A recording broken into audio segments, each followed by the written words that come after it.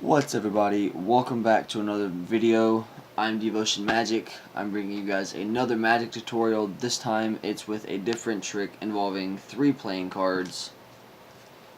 I'm using a cheap Walking Dead deck. I like to call the trick this and that if it's already a trick. I don't know what the actual name for it is, but before we get into this, make sure you smash that like button and subscribe if you're not already subscribed. Basically, you only need 3 playing cards, randomly chosen. It doesn't really matter what they are. A prerequisite for this trick, you have to know how to do a double lift. If you don't know how to do a double lift, pause this video, go watch a tutorial on how to do a double lift, and then come back. So basically what you want to do is you want to have a spectator see, without actually looking at the cards, you want them to like verify that they're only 3 cards. Basically what you want to do is your starting position, you want to start off with a pinky break. Now with this pinky break, what you want to do is you want to turn over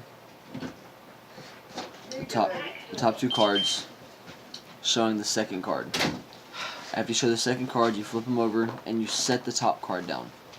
Now at this point, the spectator thinks that the king, which I have right here, is on the table, and in reality it's not. In reality it's the 2 of hearts. So from the beginning, what the trick looks like, you start off here, you want to turn over the top 2 cards, show it's the king of spades, flip your cards over, and set the top card here. From that point, you're going to flip over the next card, which is also a king of spades. Whenever I do the actual presentation here in just a few minutes after the tutorial, I'll show you what I like to do at the beginning of the trick. I have a little explanation. But you want to show the second king of spades, or quote-unquote second king of spades. Really, it's only the only one. You want to flip it back over, and you want to set it on the table with the other card. At this point, you want to turn over the last card and tell the spectator that you want them to memorize this card. Okay, at this point, you're going to set that card on top of the stack, square the cards up, and you're basically going to repeat the exact same thing that you just did over again. So yet again, a double lift, flip it over, king of spades, flip it over, set it down. Okay, then you're going to flip it over again, also the king of spades, flip it back over, and then set it down. At this point, this is where the magic part comes in for the spectator. Since they've seen both cards that look like the king of spades, you want to ask them what this card is, because at the beginning of the trick you ask them to memorize the other card. Well, whenever they say, oh, it's the queen of spades, you're going to flip it over and it's going to be the 2 of hearts. So stay tuned and I'll show you what the entire trick looks like in full view. Okay guys, so we're back with the actual demonstration of what the trick looks like when you're performing it.